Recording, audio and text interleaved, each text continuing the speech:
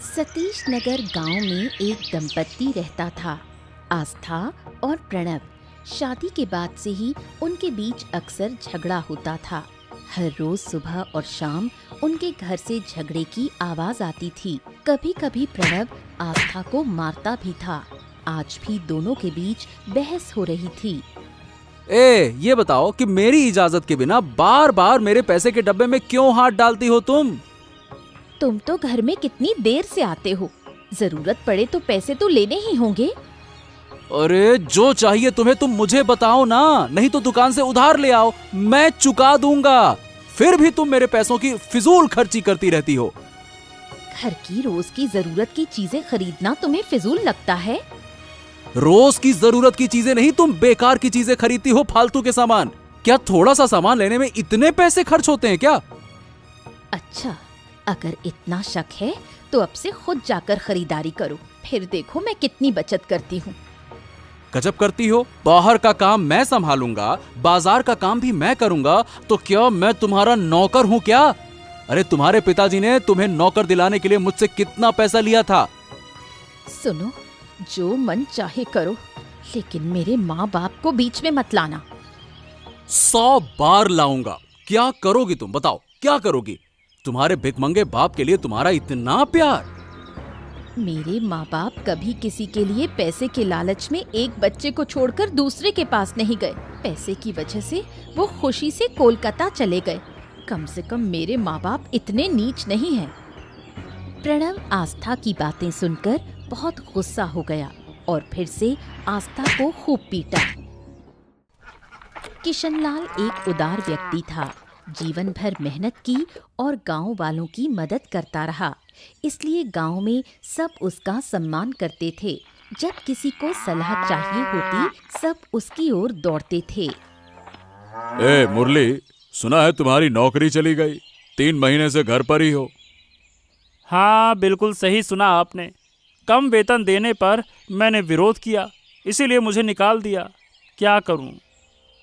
हाँ, आजकल नौकरी की यही समस्या है। मेहनत खूब है, वेतन कम है, और बोलोगे तो नौकरी चली जाएगी। दूसरे करने के लिए जो बैठे हुए हैं। 2 महीने से घर पर हूँ, 3 जगह नौकरी देखी, लेकिन बाजार ठीक नहीं है। अरे तो नौकरी करने की जरूरत क्या है? दूसरों की नौकरी मत करो, खुद कुछ करो ना। लेकिन मैं क्या करूं? व्यवसाय करने का डर है, नुकसान हुआ तो सम्मान नहीं रहेगा। हमारे बड़े नदी में मछुआरे अब मछली पकड़कर खूब बेच रहे हैं। तुम भी चाहो तो मछली पकड़कर थोक में बेच सकते हो। इतनी पढ़ाई के बाद क्या मैं मछुआरे का काम करूंगा? मेरा सम्मान कहाँ जाएगा फिर? अरे कोई भी काम छोटा या बड़ा नहीं होता मुरली। अगर मन हो तो हर काम समान होता है, समझे बेटा? किशनलाल की बात सुन मुरली ने नौकरी छोड़ मछुआरे का काम करने का फैसला किया। प्रणव और आस्था की इकलौती बेटी बिंदु रोज माँ बाप की लड़ाई देख देख कर तंग आ गई थी। जब भी घर में झगड़ा होता, उसका मन खराब हो जाता और वो रोते रोते अपनी दादी कोकिला के पास चली जाती। क्या हुआ बेटा, तू इतनी चिंतित क्यों लग रही है? तुम्हारे चेहरे से लगता है तुम रो कर आई हो। फिर से घर में कुछ हुआ? घर में तो रोज कुछ न कुछ होता रहता है। माँ बाप साथ में अच्छे से नहीं रह पाते। जब भी पापा घर आते हैं, झगड़ा शुरू हो जाता है। उन्हें कब समझ आएगा कौन जाने। बहुत बार समझाया है कि बेटी बड़ी हो रही है, अब रोज रोज झगड़ा बंद करो, लेकिन कौन सुनता है।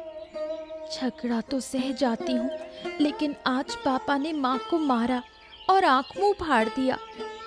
तुम्हारी माँ की भी कुछ गलती है, एकदम चुप नहीं रह सकती, हमेशा बहस करती रहती है, इसी वजह से झगड़े होते हैं। मैं उस घर में नहीं जाना चाहती दादी, मुझे आप लोगों के साथ रहना है। मैं आपके साथ रहना चाहती हूँ। छोटी बिंदु की बात सुन कोकिला का दिल पसीज गया। वो उसे सांत्वना देकर घर के अंदर ले गई। रात को कोकिला का पति पीतांबर घर लौटा। 60 साल के पीताम्बर अब भी परिवार चलाने के लिए रास्तों में भेल पूरी बेचते थे। घर आकर उन्होंने अपनी प्यारी पोती बिंदु को सोता हुआ देखा और आश्चर्यचकित हुए। बिंदु बेटा, यहाँ क्या कर रही हो? सुबह से आई है, जिद करती है कि हमारे साथ रहेगी, अपने माँ बाप के पास नहीं जाना चाहती। हाँ हाँ हाँ, ये तो स्वाभाविक है। हर रोज अपने माँ बाप को झगड़ते देखती होगी, तो कौन चाहेगा कि घर में रहे। मैं कह रही हूँ कुछ दिन हमारे यहाँ यहीं रह, हमारे पास रहने से थोड़ा प्यार मिलेगा, मन अच्छा रहेगा। अरे कुछ दिन क्यों, जब तक जी चाहे तब तक यहाँ रहो। प्रणव और आस्था के रोज के झगड़े देखकर मानसिक कष्ट से तो बेहतर है कि हमारे पास बड़ी हो। हमने बड़ी गलती की कि प्रणव जैसे लड़के से अपनी बेटी की शादी कराई। बदमिजाज, असभ्य, सोचा था बच्चे के बाद ठीक हो जाएगा, पर 15 साल बीत गए, वही कहानी। हाँ, दोष मेरा है। अगर शादी के समय उसके सारी मांग पूरी कर देता, हाँ, तो शायद मेरी बेटी खुश होती और मेरी पोती भी। प्रणव ने शादी में 2 लाख नकद मांगे थे जो पीताम्बर नहीं दे पाए, इसलिए वो सोचते हैं कि प्रणव बेटी के साथ बुरा व्यवहार करता है। इसी वजह से वो खुद को दोषी मानते हैं। किशन लाल की बात मान मुरली मछली पकड़ने लगा, लेकिन ज्यादा लाभ न होने से वो निराश हो गया। तब किशन लाल ने उसे सांत्वना दी। अरे भाई, इतनी जल्दी हार मान जाओगे मुरली? हैं? देखो, अभी तो कुछ ही दिन हुए हैं ना मछली पकड़ना शुरू किए हुए। अरे भाई, थोड़ा समय दो, धीरे धीरे व्यापार बढ़ेगा, पैसा आएगा, सब कुछ धीरे धीरे होता है, ठीक है? मेरे पास थोड़ा सा पैसा था, सब मछली के उपकरण और खर्च में लग गया। अब हाथ बिल्कुल खाली है। अरे भाई, तुम इस काम में नए हो, इसीलिए दिक्कत हो रही है। इस पेशे को समझना पड़ेगा। सुनो, एक काम करो, अन्य मछुआरों से दोस्ती करो। कई से बात की, लेकिन उनमें भी बहुत से नए हैं। मुरली किशनलाल की सलाह मान नदी के बीच गया और कुछ अनुभवी मछुआरों से बात की। उसने जाना कि वो मछली के लिए एक हानिकारक दवा मिलाते हैं, जिससे मछली बड़ी और ताज़ा दिखती है, इसलिए उसकी मांग ज्यादा होती है।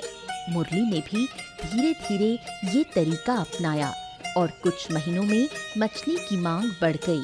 फिर दवा मिलाकर मछली बेचने लगा।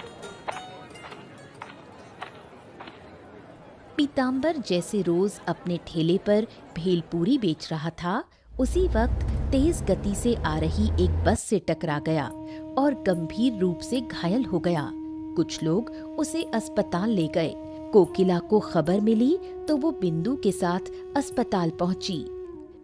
मेरा इतना बड़ा नुकसान कैसे हो गया? अगर दादू को कुछ हुआ तो मैं क्या करूंगी? मैं कहाँ जाऊंगी? तुम मत रो दादी, दादू ठीक हो जाएंगे, तुम हिम्मत रखो। कैसे हिम्मत रखूं? अगर मेरा एक बेटा होता तो ये सब नहीं होता। दादू को इतनी मेहनत नहीं करनी पड़ती। आज बड़ा हादसा हो गया। ऊपर वाला दादू को बिल्कुल ठीक कर देगा, तुम थोड़ा धैर्य रखो। डॉक्टर लोग कोशिश कर रहे हैं। अगर उन्हें कुछ हुआ तो मैं बेबस होकर भटकती रहूंगी, मेरा कोई नहीं रहेगा। ऐसा मत कहो दादी, मैं तो हूँ, सब ठीक हो जाएगा। कोकिला जोर जोर से रो रही थी और बिंदु उसे समझा रही थी। प्रणव काम पर जाते हुए मुरली को देखता है। मुरली के मछुआरे बनकर सफल होने की कहानी पूरे गांव में फैल चुकी थी। प्रणव मुरली से मिलकर मछली पकड़ने का सोचने लगता है। और अब तो तुम बहुत व्यस्त हो गए हो। पूरे गांव में तुम्हारी सफलता के चर्चे हैं। अब नौकरी छोड़कर मैंने मछली पकड़ना शुरू किया था, कृष्णलाल बाबू के कहने पर। और अब लगता है नौकरी ढूंढने से मछुआरे का काम करना ज्यादा फायदे वाला है। क्यों क्यों क्यों, सही कहा ना मैंने? हाँ हाँ हाँ बिल्कुल। अब इतने कम समय में मैंने जो पैसे कमाए वो नौकरी करके साल भर में काम करके भी नहीं मिलते। अब तो मतलब मजे ही मजे। हाँ, मैं भी मुरली के साथ जुड़कर ये काम करूं तो कितना अच्छा होगा। चलो मैं थोड़ी देर में मछली की दुकान पर जाता हूँ, उसके बाद फिर मिलते हैं। ठीक है प्रणव? सुनो मुरली, मैं क्या कह रहा हूँ कि अब यार मतलब मेरी भी नौकरी मुझे अच्छी लगती नहीं है। अगर मैं भी तुम्हारे साथ मछुआरे का काम करूं तो क्या मैं भी सफल हो पाऊंगा? अरे बिल्कुल मेरे भाई, तुम मेरे बचपन के दोस्त हो। साथ मिलकर काम करने से सब आसान होगा। लेकिन ये सारी बातें यहाँ सड़क पर करने का मामला नहीं है। सुनो, तुम मेरे घर आराम से आओ, सब मैं तुम्हें समझाऊंगा, फिर बात करते हैं। हाँ ठीक है, मैं कल शाम को तुम्हारे घर आऊंगा। प्रणव मुरली के साथ मिलकर जल्दी सफलता पाने का सपना देखने लगा, लेकिन उसे मुरली के अवैध काम के बारे में कुछ पता नहीं था।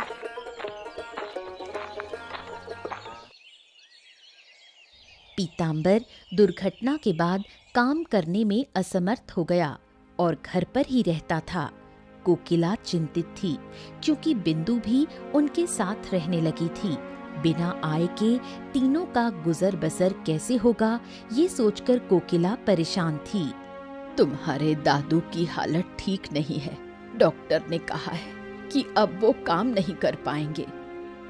उनका पैर टूट गया है, अब वो कभी चल नहीं पाएंगे। काम तो दूर की बात है। जब तक दादू कमाते थे तब तक मैं चैन से थी। अब क्या करूंगी? बिना पैसे के घर कैसे चलेगा? दादू से अब आय की उम्मीद छोड़ दो। अब तुम्हें कुछ करना होगा दादी। मैं इस उम्र में क्या करूंगी? कोई मुझे नौकरी देगा भी? चिंता मत करो, हम दोनों मिलकर काम खोजेंगे। जरूर कोई ना कोई काम मिल जाएगा। बिंदु की बात सुनकर कोकिला मना नहीं कर पाई। वो दोनों काम की तलाश में निकल पड़े।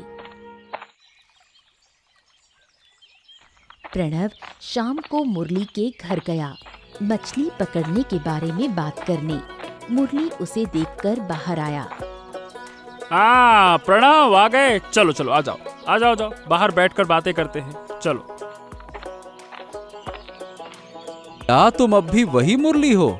अरे भाई, पूरे गांव में तुम्हारी चर्चा है, सब तुम्हारी सफलता की कहानी बताते हैं। अरे मेरी सफलता के पीछे कृष्णलाल बाबू की सलाह है। अब वो ना होते तो मैं अभी भी नौकरी के लिए बेकार बैठा रहता, रोता रहता, नौकरी मिले नौकरी मिले। अच्छा मुरली, मुझे भी मछुआरे का काम सिखाओ ना। मैं कुछ नहीं जानता, तुम्हारी मदद से सीख जाऊंगा। हाँ हाँ जरूर, इसीलिए तो मैंने तुम्हें कहा था घर आओ, आराम से बैठकर बातें करते हैं। देखो सही बताऊं तो ये काम थोड़ा जोखिम वाला है। जोखिम? मछली पकड़ने में कौन सा जोखिम? अच्छा तुम्हें क्या पता, गजब करते हो। अरे भाई, सिर्फ मछली पकड़कर उसे बेचने से पैसा नहीं मिलता है। तो फिर और क्या करना पड़ता है? मुरली ने प्रणव को बताया कि वो मछली में हानिकारक दवाइयां मिलाते हैं और अवैध सोना छुपाते हैं। ये सुनकर प्रणव नाराज हो गया। अरे बाप रे बाप रे बाप, मैं तो सोच रहा था कि तुम ईमानदारी से पैसे कमा रहे हो, लेकिन तुम तो ये गंदा काम कर रहे हो। ए प्रणव सुनो, मैंने तुम्हें सच बताया क्योंकि तुम दोस्त हो। अगर तुम मना करोगे तो ठीक है, वरना फिर मत आना। और अगर कहीं भी तुमने कुछ बताया तो तुम्हारा ऐसा हाल करूंगा ना, आईने में अपने आप को पहचान नहीं पाओगे। समझ गए? चलो जाओ यहाँ से, बात करते हैं, धंधा करना है। प्रणव ने गलत रास्ता छोड़कर ईमानदारी से कमाने को चुना। मुरली की शादी की बात उसने किसी को नहीं बताई। कोकिला और बिंदु काम ढूंढ ढूंढ कर थक गए थे, लेकिन कोई उन्हें नौकरी नहीं दे रहा था। एक दिन गांव वालों से मुरली के बारे में सुना। वो इतनी जल्दी इतने पैसे कैसे कमाता है? नया घर भी बना लिया। मैंने कईयों से पूछा, सब कहते हैं वो नदी से मछली पकड़ता है और बेचकर पैसा कमाता है, लेकिन कुछ लोग कहते हैं कि उसका कोई छुपाया हुआ व्यापार है। ऐसा तो लगता है मछली पकड़कर इतना पैसा कमाना आसान नहीं। फिर भी अगर हम उनके साथ जुड़ जाएं तो फायदा होगा। लेकिन क्या वो हमें अपना राज बताएगा? और अगर कुछ गलत काम कर रहा हो तो? मजबूरी में अच्छा बुरा देखा नहीं जाता। तुम्हारे दादू की हालत खराब है और इलाज के लिए पैसे चाहिए। अगर मुरली के साथ मिलकर पैसे कमाए तो नुकसान नहीं होगा। सही कहा। अगर हम अच्छे पैसे कमाएं तो दादू का इलाज होगा और हमें भी सहूलियत होगी। मजबूरी के कारण दोनों मुरली से मिलने और उसके साथ काम करने का निर्णय लेते हैं। बहुत दिन से बिंदु घर पर नहीं थी। उसकी कमी से आस्था बहुत रो रही थी। जब प्रणव घर आया तो आस्था ने उससे बिंदु की बात करनी शुरू की। बस खाते हो, सोते हो, काम पर जाते हो और किसी की कोई फिक्र नहीं। अरे मैं अभी घर आया हूँ, मैंने कदम अंदर रखा नहीं कि तुम्हारी शिकायतें शुरू हो गई। पट पट पट पट पट पट पट पट। सच बताओ, तुम क्या चाहती हो कि मैं क्या घर में आऊं ही नहीं? बताओ। शिकायत ना करूं तो क्या करूं? 1 महीना हो गया बिंदु घर नहीं आई। तुमने एक बार भी उसको याद नहीं किया। हाँ, मैं उसे नहीं देख पाता क्योंकि मैं काम में व्यस्त रहता हूँ। पूछना चाहता हूँ पर भूल जाता हूँ। बताओ, कहाँ है बिंदु? घर पे क्यों नहीं है? अब तुम्हें होश आया है। जब तुम काम से लड़ाई झगड़ा करोगे तो बेटी की खबर कैसे रखोगे? अरे इतना बुरा बुरा मत बोलो। ये बताओ साफ साफ कि बिंदु कहाँ है? मेरी चिंता और मत बढ़ाओ। कहाँ है बिंदु? बताओ। 1 महीने पहले वो अपनी दादी के घर गई थी, वही है। अभी तक वापस नहीं आई। क्या? अरे इतने दिन वहाँ क्या कर रही है वो? पढ़ाई नहीं है क्या उसकी? जाओ, चलो लेकर आओ उसको, चलो जाओ। मैं क्यों जाऊं? तुम्हारी बेटी है, तुम ही ले आओ। हमेशा बेटी के सामने झगड़ा करते हो, इसीलिए वो नाराज होकर चली गई। अरे भाई, मैं दिन भर काम में रहता हूँ, तुम उसकी देखभाल नहीं कर सकती हो क्या? और मेरा कल ऑफिस में बहुत सारा काम है, मुझे समय नहीं मिलेगा। तुम कल ही जाकर उसे ला लेना, बस बात खत्म।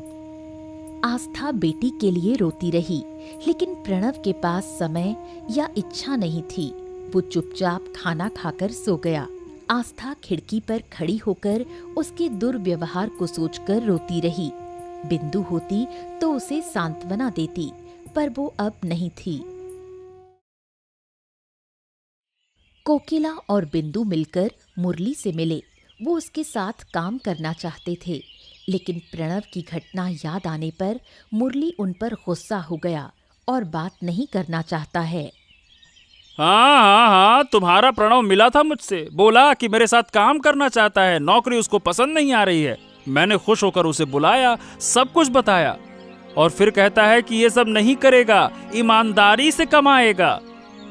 प्रणव बच्चा है, समझता नहीं, पर मुझ पर भरोसा कर सकते हो। वाह, मैं अब किसी पर भरोसा नहीं करूंगा। चले जाओ यहाँ से, परेशान मत करो तुम लोग मुझको। जाओ, चलो। काका, मेरे दादाजी की सड़क दुर्घटना में टांग टूट गई है। वो काम नहीं कर पाएंगे। हमें परिवार चलाना होगा। हम उम्मीद लेकर आए हैं तुमसे। हाँ मुरली, हमें बहुत पैसों की जरूरत है, तुम ही मदद कर सकते हो। बिंदु की बातें और कोकिला को रोते देख मुरली को दया आई। वो उन्हें अपने साथ रखने को राजी हो गया। मुरली मछली पकड़ने के बहाने अपने सारे गलत काम बिंदु और कोकिला को बताने लगा। आश्चर्य की बात तो ये है कि वो पैसों के लालच में ये काम करने को तैयार हो गए। आस्था अपनी बेटी बिंदु को वापस लेने उसके पिता के घर आई, लेकिन वहाँ केवल पीतांबर था। उसे बीमार देखकर आस्था डर गई। पिताजी, क्या हुआ? आपकी हालत ऐसी कैसे हो गई?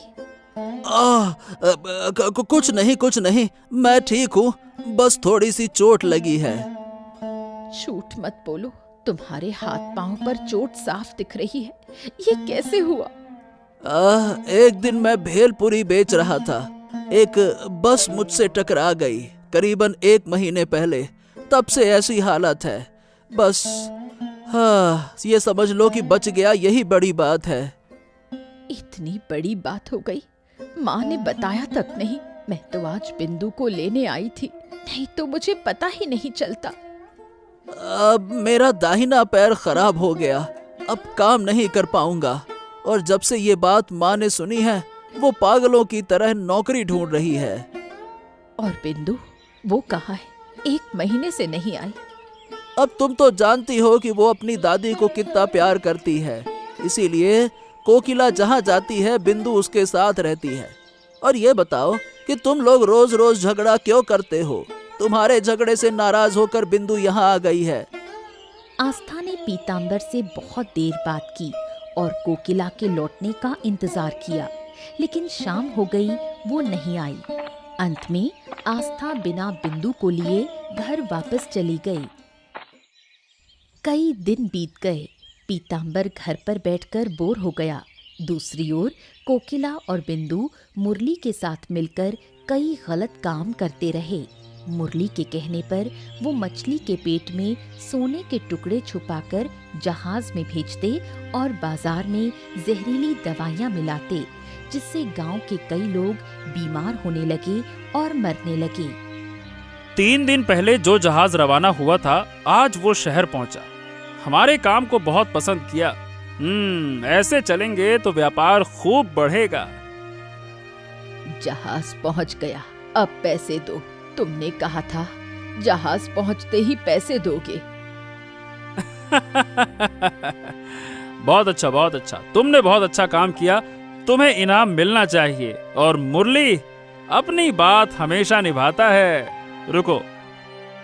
मुरली ने कोकिला और बिंदु को 30,000 रुपए दिए। इतने पैसे एक साथ मैंने कभी नहीं देखे। दादी, हमारी किस्मत बदल गई। अभी कुछ नहीं बदली है, आगे और भी बदलाव आएंगे। मेरे साथ काम करने से फायदा ही फायदा है। प्रणव 1 नंबर का मूर्ख है जो उसने मेरी बात नहीं समझी।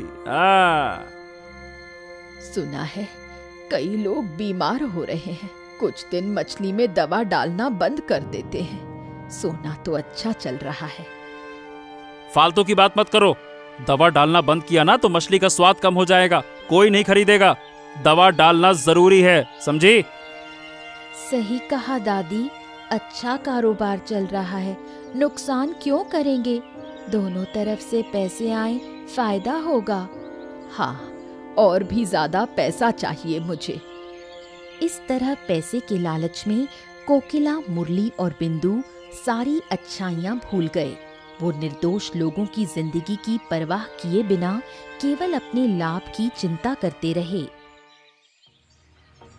गांव के कुछ लोगों से प्रणव को पता चलता है कि उसकी सास कोकिला और बेटी बिंदु मुरली के साथ नदी में मछली पकड़ते देखे गए हैं।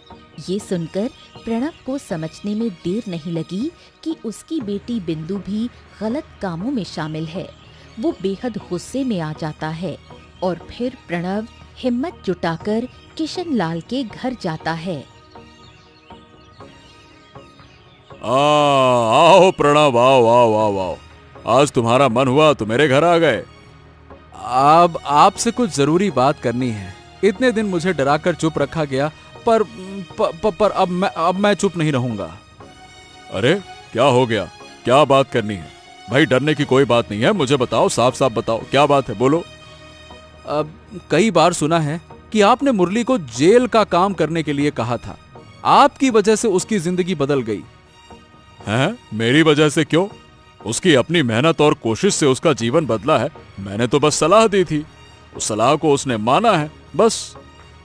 पर मुद्दे की बात यह है कि अब वो छुपकर गलत काम कर रहा है। क्या आप इसके बारे में कुछ जानते हैं? क्या गलत काम?